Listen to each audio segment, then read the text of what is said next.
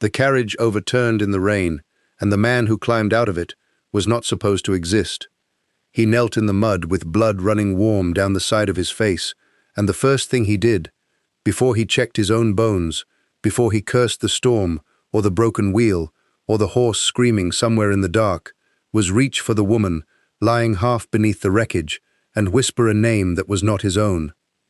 Later, much later, when the whole of the county would gather in a candlelit ballroom to watch the truth finally break over her like a wave she never saw coming, she would remember this moment as the one she should have questioned. She would remember the rain on his collar, the way his hands shook not from cold, but from something closer to guilt, and the strange, aching tenderness in his voice when he said her name, as though it were the only true thing he had spoken in weeks. But that evening was still far away. That evening had not yet been written. On this night, in the mud, in the rain, she only knew that a stranger had saved her life, and that his name, the name she believed with her whole unguarded heart, was Thomas Ashworth, a steward's son, from the north, with calloused hands, and no title to his name at all. She did not know yet that the manor waiting 3 miles down that ruined road belonged to him. She did not know that the servants, who would soon fuss over her wounds, answered to him as their master. She did not know that the season she was about to spend in that quiet corner of England would be built, from its very first hour, on the deepest lie a man could tell a woman he was falling in love with. Before we go further, if you find yourself drawn into stories like this one, stories that unfold slowly and reward the patience of those willing to sit with a mystery until its final thread comes undone, consider staying close, for what happened between Thomas Ashworth and Miss Eleanor Hale over the following months would test not only her heart, but the very idea of what it means to be loved for oneself alone. Let us return now to the beginning, to the quiet autumn morning 3 weeks before that carriage ever left London, when Eleanor Hale still believed her life belonged entirely to her, and when the man who would upend it was nothing more to her than a name on a letter she had not yet read. Eleanor Hale had grown up in a house that valued silence over sentiment. Her father, a barrister of modest success and considerable pride, had raised her on the principle that a woman's worth was measured in her composure, and so Eleanor had become, by the age of 24, a woman who rarely raised her voice and never her hopes. She had watched 2 younger sisters marry into comfortable obscurity while she remained unclaimed, not for lack of admirers, but for lack of interest in the admirers she had. There had been a solicitor's clerk who recited poetry badly. There had been a widower twice her age who spoke only of his late wife's superior needlework. There had been, in short, a long procession of men who wanted a wife the way one wants a well-fitted coat, useful and unremarkable. And Eleanor had begun to suspect that this was simply what marriage was, a transaction dressed in lace. It was her aunt, Lady Whitmore, who changed the course of that autumn with a single letter. The letter invited Eleanor to spend the season at Ashworth Hall, a modest but respectable estate in Yorkshire, ostensibly to assist Lady Whitmore in cataloguing a late relations library, though Eleanor suspected, even then, that her aunt's true purpose was matchmaking dressed as charity. She accepted anyway, for reasons she could not entirely name. Perhaps it was restlessness. Perhaps it was the quiet, persistent feeling that London had shown her everything it intended to show her, and that nothing new would come of staying. She packed 2 trunks, wrote a brief and dutiful letter to her father, and departed on a grey Tuesday with a heart that expected nothing and a mind that, for once, allowed itself to hope for something unnamed. The man she would come to know as Thomas Ashworth was, in truth, Alistair Grant Ashworth, 7th Duke of Rothmere, and he had not chosen his deception lightly. 6 months prior, his cousin Percival had very nearly succeeded in swindling half the estate's tenant farmers through a scheme involving falsified leases, a scheme that had only come to light because Alistair, in the guise of an ordinary steward inspecting the northern fields, had overheard 2 men discussing payments that should never have existed. What he uncovered in the weeks that followed convinced him that the rot ran deeper than one greedy cousin, that certain members of his own household, certain solicitors he had trusted for years, were complicit in bleeding his tenants dry while assuring him, the Duke, that all was well. And so Alistair had made a decision that his late father would have called reckless, and his mother, had she lived to see it, would have called exactly like him. He would disappear into his own estate. He would become, for a season, nothing more than Thomas Ashworth, a steward hired to manage the northern properties, a man beneath the notice of those who schemed against him, precisely because a duke's dignity would never stoop to walk the fields himself. It was a dangerous game, but Alistair had never been a man who valued safety over truth, and he told himself, in the beginning, that the deception was temporary, surgical, a means to an end that would resolve itself before anyone's heart was put at risk. He did not anticipate Eleanor Hale. He did not anticipate that a woman with tired eyes and an unimpressed manner would step down from a mud-splattered carriage on the grounds of his own estate and look at him, a supposed steward, with more genuine curiosity than any woman of rank had shown him in a decade of being courted for his title. He did not anticipate that keeping his secret from her would become, within a matter of weeks, the single hardest thing he had ever done, harder than facing down his cousin's betrayal, harder than burying his father, harder than any of the burdens a dukedom had ever placed upon his shoulders. Their first true conversation took place not in a drawing room, as propriety might have arranged it, but in the library, 3 days after her arrival, when Eleanor discovered that half the volumes she had been sent to catalogue were shelved in an order that made no logical sense whatsoever. She had been muttering to herself, quite unaware that anyone stood in the doorway, when a low voice behind her observed that the previous housekeeper had organized the shelves by the color of the spines rather than by subject, a fact that had driven the late Duke to something approaching apoplexy every time he searched for a particular volume on husbandry, and found himself instead holding a treatise on French poetry. Eleanor turned, startled, to find the steward she had been introduced to only briefly upon arrival, a tall man, with dark, watchful eyes, and the kind of quiet self-possession she associated with men far above his station. She would think of that observation later, and wonder how she had failed to question it even then. But in the moment, she only laughed, a genuine surprised laugh that seemed to catch them both off guard, and said that whoever had organized the shelves by color deserved to be dismissed without reference. Thomas, as she knew him, replied that the housekeeper in question had, in fact, been the previous Duke's own mother, and that dismissing a duchess for her cataloguing sins was rather above his pay grade. It was a joke that carried, beneath its surface, an irony so complete that he nearly laughed aloud at his own audacity in making it, but Eleanor only smiled and returned to her shelves, unaware that she had just been told a truth, disguised so perfectly as a jest that it would take her weeks to recognize it for what it was. That conversation set the pattern for the ones that followed.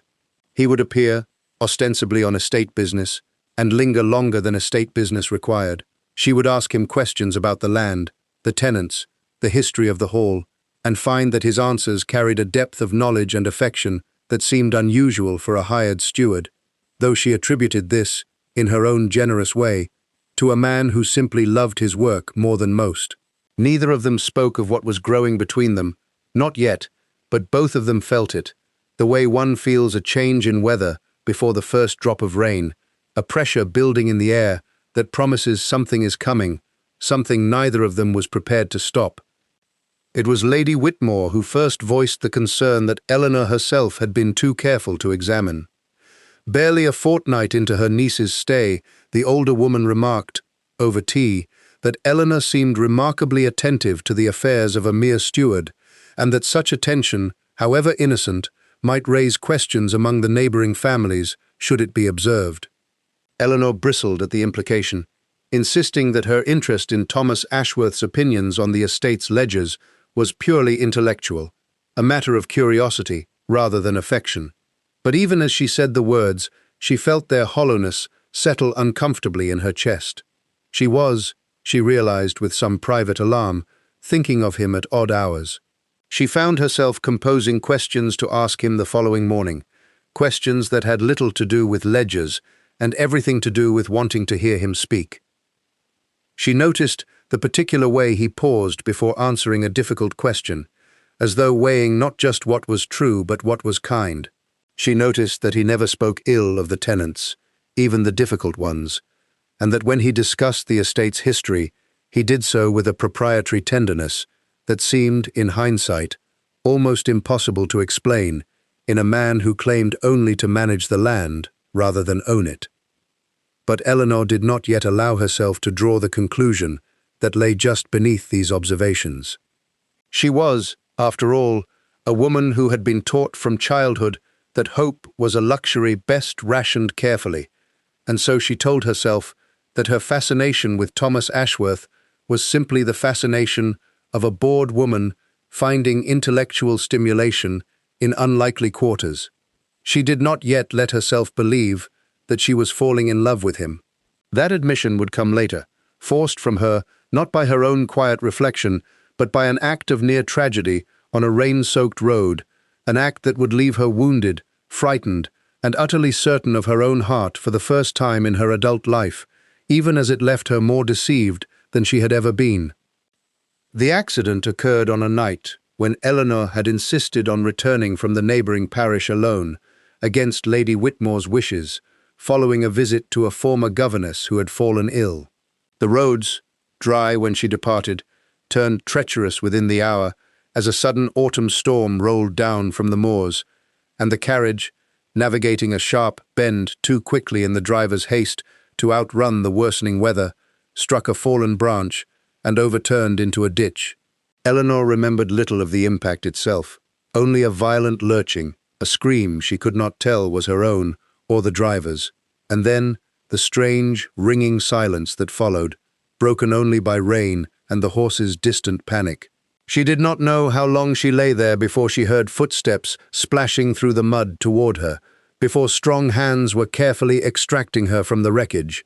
before a voice, rough with fear he was trying and failing to disguise, kept repeating her name as though saying it enough times might keep her tethered to consciousness. It was Thomas who had found her, having ridden out himself the moment the storm turned violent, some instinct or premonition driving him to search the very road she had taken rather than wait at the hall for her return.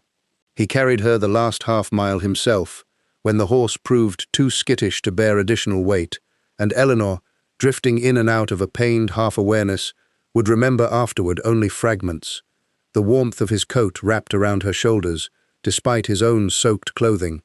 the steadiness of his voice, even as his hands trembled, and once, just once, the words he murmured that she was almost certain she had misheard, words that sounded like an apology for something that had not yet happened.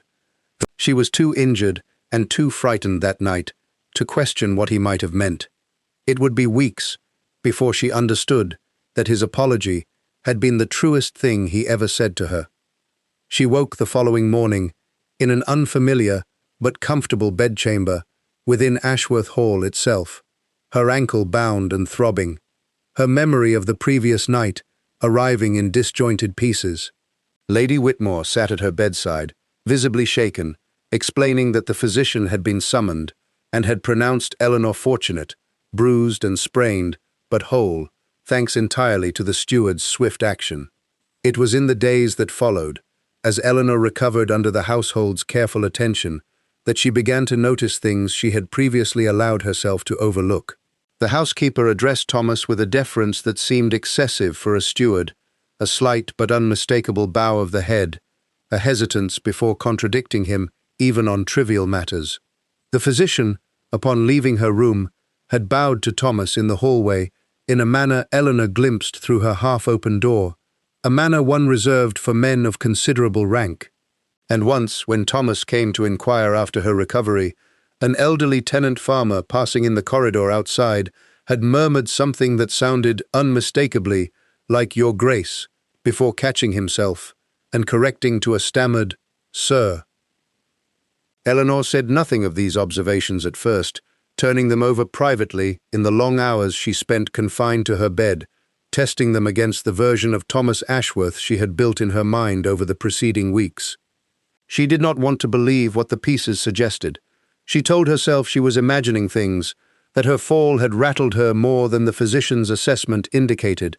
that a woman recovering from injury was prone to strange suspicions born of idle hours and too much solitude. But the seed had been planted, and like all seeds planted in fertile, watchful soil, it would not remain dormant for long. Something was not as it appeared at Ashworth Hall, and Eleanor Hale, whatever else she was, had never been a woman content to leave a puzzle unsolved.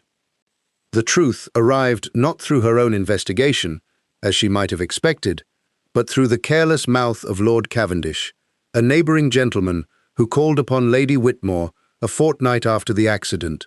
ostensibly to inquire after Eleanor's health, but in truth to gossip about matters of far greater interest to him. Over tea in the drawing-room, with Eleanor present but largely ignored as the men discussed matters they assumed a recovering woman would find tedious, Lord Cavendish remarked, with the casual cruelty of a man who enjoyed being the bearer of interesting news, that it was a wonder the Duke of Rothmere had managed to keep his ridiculous charade a secret this long, playing steward on his own estate, like some overgrown boy in a costume, all because he suspected his cousin and half his solicitors of thievery. He laughed as he said it, clearly delighted by the absurdity, entirely unaware that the colour had drained from Eleanor's face, that her teacup had gone still in her hand, that the ground beneath her had shifted so violently she thought she might be physically ill. Lady Whitmore, to her credit, attempted to steer the conversation elsewhere, throwing Eleanor a look of horrified apology, but the damage had already been done. Eleanor excused herself from the room with as much composure as she could muster, retreated to her bedchamber, and sat for a long while simply staring at the wall, replaying every conversation she had shared with the man she knew as Thomas Ashworth, searching for the exact moment she should have seen through him, and finding, to her mounting fury, that there had been dozens of such moments, all of them ignored, because she had wanted, more than she had allowed herself to admit, for the story he presented to her to be true. She had fallen in love with a steward who did not exist. She had given her trust, her curiosity, and very nearly her heart, to a man who had lied to her from the very first moment they spoke, in the library, over shelves organized by color. And the cruelest part of it all, the part that made her press her palm against her mouth to stifle a sound that was half sob and half furious laugh, was that she could not entirely blame him for the deception itself, only for the length of time he had allowed it to continue, only for every day he had let her fall further without a single word of warning. She rose from the bed that evening with a single resolve burning through her grief. She would confront him, and she would not do so gently. She found him in the estate office that same night, bent over a ledger by candlelight, and the moment he looked up and saw her face, saw the particular stillness that meant fury rather than calm, he knew instantly that his secret had ended. He set down his pen slowly, as though buying himself time he did not truly possess, and before he could speak a word of explanation, Eleanor asked him, in a voice that trembled with restrained anger, whether Thomas Ashworth had ever existed at all, or whether she had spent a month falling in love with a fiction invented to protect a duke's pride. He did not attempt to deny it, did not reach for the easy excuses a lesser man might have offered. Instead, he rose from his desk and told her, plainly and without embellishment, of his cousin's betrayal, of the falsified leases, of his suspicion that his own solicitors had conspired against the very tenants who trusted him, and of his belief, perhaps arrogant, perhaps foolish, that only by becoming an ordinary man could he uncover the truth that a duke's presence would forever obscure. He told her that he had not anticipated her, that he had built this deception to catch thieves, and had never intended it to become a lie. He told the one woman whose good opinion had come to matter more to him than any title he possessed. Eleanor listened to all of it with her arms crossed and her jaw set, and when he finished, she asked him, quietly, whether he understood what it felt like to discover that an entire season of one's life, an entire awakening of one's heart, had been built upon a foundation the other person always knew was false. He said that he did understand, because he had watched her fall in love with a man who did not exist, while he, the real man beneath the fiction, fell in love with her in return and could say nothing of it without shattering the very deception meant to save his tenants from ruin. It was, he admitted, the cruelest position he had ever placed himself in, torn between the people who depended on his silence and the woman who deserved his honesty. And he had chosen wrongly. He knew that now. Watching her stand before him, with hurt written plainly across her face, he had come to know better than his own hands. But knowing he had chosen wrongly did not undo the choice, and Eleanor, however much a part of her ached to forgive him on the spot, was not yet ready to set aside a month of lies for a single night of contrition, however sincerely offered. She left the office without another word, and Alistair Grant Ashworth, Duke of Rothmere, stood alone among his ledgers, wondering whether he had just lost the only thing his title had never been able to buy him. The weeks that followed the revelation were the strangest of Eleanor's life, a slow and painful renegotiation of everything she had believed about the man beneath the lie. She could not simply leave Ashworth Hall, not with her ankle still healing and Lady Whitmore's plans for the season still unfolding, and so she was forced into a proximity with Alistair that neither anger nor heartbreak could entirely escape. She watched him now with new eyes, searching every gesture for the seams of performance, trying to determine which parts of Thomas Ashworth had been invention and which had simply been Alistair Grant Ashworth wearing a borrowed name. What she found, to her considerable and unwelcome surprise, was that very little had actually changed. He still spoke to the tenants with the same unguarded respect. He still lingered in the library longer than necessary, still asked after her recovery, with a tenderness that seemed entirely unfeigned, still carried himself with the same quiet self-possession that had first drawn her attention weeks before his title had ever entered the equation. The lie, she came to understand slowly and reluctantly, had never been about who he was. It had only ever been about what he was called, and Eleanor found herself facing an uncomfortable question she had not expected to ask. Could a woman forgive a man for concealing his rank if the character she had fallen for beneath that rank had, in every essential way, been true? She did not arrive at an answer easily, and there were nights she lay awake furious at herself for even entertaining forgiveness. Nights she reminded herself sternly that a man capable of sustaining such an elaborate deception for weeks was a man capable of lying convincingly about anything. Nights she resolved to leave Ashworth Hall the moment her ankle allowed it, and never think of Alistair Grant Ashworth again.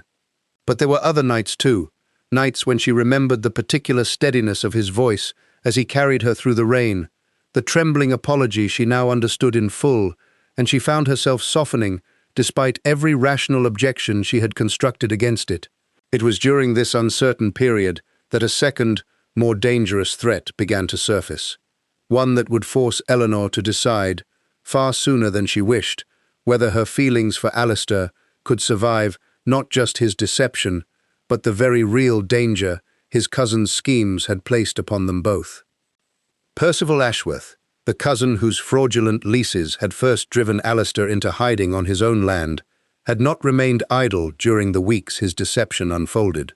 Word had reached him, through channels Alistair had not yet identified, that his impersonation had been discovered by more than one member of the household, and Percival, sensing that his schemes were nearing exposure, grew reckless in his desperation to protect what he had already stolen. He arrived at Ashworth Hall unannounced on a grey afternoon, ostensibly to pay a cousinly visit, but Alistair recognized immediately the calculation behind his cousin's too casual smile, the way his eyes moved across the household staff, as though counting which of them might yet be persuaded to silence, which of them might need to be removed entirely. Eleanor, still recovering and largely confined to the household's quieter rooms, found herself an unwitting witness to a conversation between the cousins that she was never meant to overhear, a conversation in which Percival's veneer of civility cracked just enough to reveal the desperation beneath it, threats disguised as concern, veiled warnings about what might happen to a man's reputation, and by extension to those he cared for, should certain inconvenient truths continue circulating. Eleanor understood, listening from the adjoining room with her heart hammering, that Percival's threats were not directed solely at Alistair's title or fortune. They were directed, unmistakably, at her. A woman connected publicly to the Duke's affairs, Percival implied with chilling precision, might find herself the subject of scandal that no apology could ever undo. Scandal manufactured easily enough, by a man with the resources and the ruthlessness to see it through. Eleanor withdrew from the doorway with her pulse racing, torn between fear for her own reputation and a fierce, unexpected protectiveness for Alistair himself, who she had just heard, through the thin wall, refused to be intimidated, even as his cousin's threats grew more explicit. Whatever anger she still carried toward him for his deception, she found in that moment that it mattered far less than the danger now gathering around them both, and she understood, with the clarity that only real fear can provide, that she would need to decide very soon whether she stood beside Alistair Ashworth in the fight that was coming, or whether she retreated to the safety of distance and let him face his cousin's malice alone. She chose, in the end, not distance but confrontation, though not in the manner either man expected. That evening, Eleanor requested a private audience with Alistair in the estate office where their earlier confrontation had taken place, and this time it was she who spoke first, informing him plainly that she had overheard his cousin's threats, and that she had no intention of allowing fear, whether Percival's or her own, to dictate the course of her life any further than it already had. She told him that she remained deeply wounded by his deception, and that forgiveness, if it came at all, would not arrive quickly or completely, but that she refused to abandon a man to his enemies simply because he had also been dishonest with her, for these were, she had come to understand, two separate injuries requiring two separate reckonings. Alistair listened to her with an expression she had not seen on him before, something between disbelief and a gratitude too large for easy words, and he told her that he had expected her to flee the hall the moment danger presented itself, that he would not have blamed her for doing so, and that her willingness to stand her ground instead struck him as a mercy he had done nothing to earn.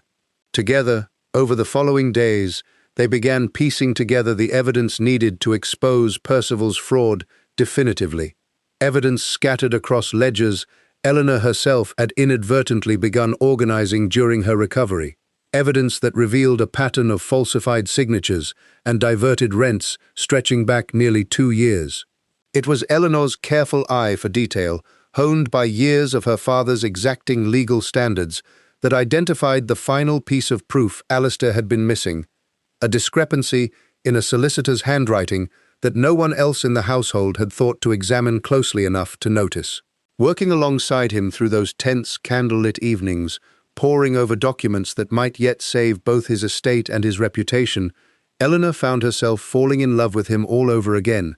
not with the invented steward she had first admired, but with the real man beneath the title, flawed and imperfect, and desperately trying to make amends, and she began to suspect, with a mixture of hope and dread, that whatever anger remained between them might not survive much longer against the current of what she actually felt. The confrontation with Percival, when it finally came, unfolded not in the shadows where he had hoped to operate, but in the full and unforgiving light of a gathering Alistair convened deliberately, inviting the very solicitors suspected of complicity, the tenant farmers whose leases had been falsified, and several respected members of the local magistracy, all under the pretense of a routine estate meeting that Percival, arrogant in his belief that his schemes remained undiscovered, saw no reason to avoid. Alistair revealed himself fully that evening, shedding the identity of Thomas Ashworth before the assembled room with a directness that left no space for his cousin to maneuver, laying out the falsified leases, the diverted rents, and the discrepancies Eleanor had identified with a precision that left Percival's protests crumbling within minutes. Percival, cornered and stripped of the deniability he had relied upon, attempted one final desperate gambit, turning to the room and declaring that a duke who had spent weeks masquerading as a common steward, lying to his own household and to an innocent young woman under his protection, was hardly a man whose word should be trusted over a cousin's. It was a calculated strike, aimed not at the evidence itself, but at Alistair's character, and for a moment the room's murmurs suggested the accusation had found some purchase. It was Eleanor, unbidden and unafraid, who rose from her seat and spoke into that uncertain silence, telling the assembled gathering that whatever judgment they wished to render on the Duke's methods, she herself had been the innocent young woman in question, and that she considered herself neither deceived about his character nor a victim requiring anyone's outraged defense. For the man she had come to know, beneath his invented name, had proven, in every action that mattered, more honest than the cousin now attempting to hide behind manufactured outrage. Her words, delivered with the same quiet composure her father had spent a lifetime instilling in her, turned the room's sentiment decisively, and Percival, recognizing the battle as lost, was escorted from Ashworth Hall that same night to await the magistracy's formal inquiry, his schemes exposed, and his claim to any future inheritance permanently forfeited. Alistair watched Eleanor across the emptying room with an expression of such open wonder that she felt herself flush beneath it, uncertain whether to laugh or weep at the strangeness of having just defended, before half the county, the very deception that had wounded her so deeply only weeks before. They spoke alone that night, once the last of the guests had departed and the hall had settled into its familiar quiet, and it was Alistair who finally gave voice to the question that had hung between them since the moment his cousin's threats had first pulled them into uneasy alliance. He asked Eleanor, with none of the practiced confidence of a duke accustomed to having his wishes granted, whether she could ever truly forgive him, not merely for the danger his family's schemes had placed her in, but for the deeper wound of having loved a man she believed to be someone he was not. Eleanor considered the question with the same careful honesty she brought to everything, and told him that she had spent the preceding weeks trying to separate the lie from the man, and had discovered, to her own surprise, that there had been remarkably little separation to find. The patience he showed the tenants, the tenderness in his voice as he carried her through the storm, the quiet integrity with which he faced his cousin's threats rather than retreating into the safety his title could easily have purchased. All of this, she told him, had been true, whatever name he had given himself while showing it to her. What she could not forgive so easily, she admitted, was the length of his silence, the weeks he had allowed her heart to invest itself in an incomplete truth, while he alone held the full picture. Alistair did not attempt to argue this point away, offering instead a promise that felt more valuable to her than any defense could have been, a promise that whatever came next between them, he would never again let her stand in a room he understood better than she did. It was not a declaration of love, not yet, though both of them felt the shape of one waiting just beneath the surface of every word exchanged, and Eleanor found herself, for the first time since Lord Cavendish's careless revelation, allowing herself to imagine a future in which this man's honesty might finally match the depth of feeling she had never quite managed to extinguish, however hard she had tried. The final weeks of Eleanor's season at Ashworth Hall unfolded with a tentative, careful tenderness neither of them rushed to name, as though both understood that whatever they were building now required a slower foundation than the one that had crumbled beneath them before. Alistair began, in small and deliberate ways, to demonstrate the honesty he had promised, consulting her openly on estate matters he might once have handled in private, sharing with her the full history of his family's complicated legacy, the father whose expectations had shaped him, the mother whose early death had left him uncertain how to be both duke and man in a world that rarely allowed for both.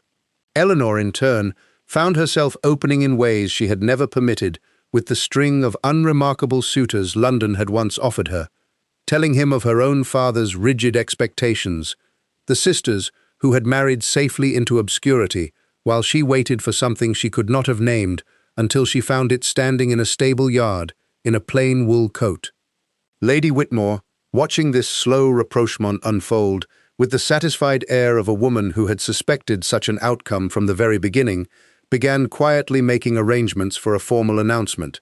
though she was wise enough not to press the matter until the two people at its center arrived at their own conclusion in their own time. That conclusion came, fittingly, in the same library where their acquaintance had first begun, among shelves Eleanor had finally reorganized by subject rather than color, when Alistair found her late one evening searching for a volume on estate law that she claimed, with a small and knowing smile, she needed for reasons she would explain shortly. He asked her what those reasons were, and she told him, quite simply, that a woman intending to spend her life managing a duke's household alongside him ought to understand the legal particulars of an estate rather better than she currently did. It was, in its own understated way, the most direct proposal either of them would offer that night, and Alistair, understanding immediately what she was telling him, crossed the library floor and asked her, with none of the pretense that had once stood between them, whether she would indeed do him the honor of spending that life beside him, as his wife, under his own true name, with nothing left unspoken between them ever again. Eleanor, who had once believed that hope was a luxury she could not afford, found herself weeping and laughing in equal measure as she told him yes, that she would, that she had perhaps known it since the night he carried her through the storm and whispered an apology she had not yet understood, and that she intended to spend the rest of her life making certain he never again felt the need to hide any part of himself from her. Their wedding took place the following spring at Ashworth Hall itself, a ceremony smaller and quieter than the county's gossips had anticipated for a duke's marriage, for Alistair had insisted, and Eleanor had readily agreed, that their vows be spoken among the tenants and household staff who had witnessed the truth of their courtship rather than the wider society that had only ever known its scandal. Lord Cavendish, whose careless tongue had first shattered Eleanor's illusions, attended with the sheepish air of a man aware he had inadvertently played matchmaker through his own indiscretion, and Lady Whitmore wept openly through the entire ceremony, declaring to anyone who would listen that she had known, from the very first letter she wrote inviting her niece north, that something remarkable waited for Eleanor in Yorkshire, though she was gracious enough never to claim she had foreseen quite how remarkable it would prove to be. Percival's trial concluded with a quiet disgrace befitting his crimes, his claims to the estate permanently severed, his name struck from a family history that would remember him only as a cautionary tale of greed's cost.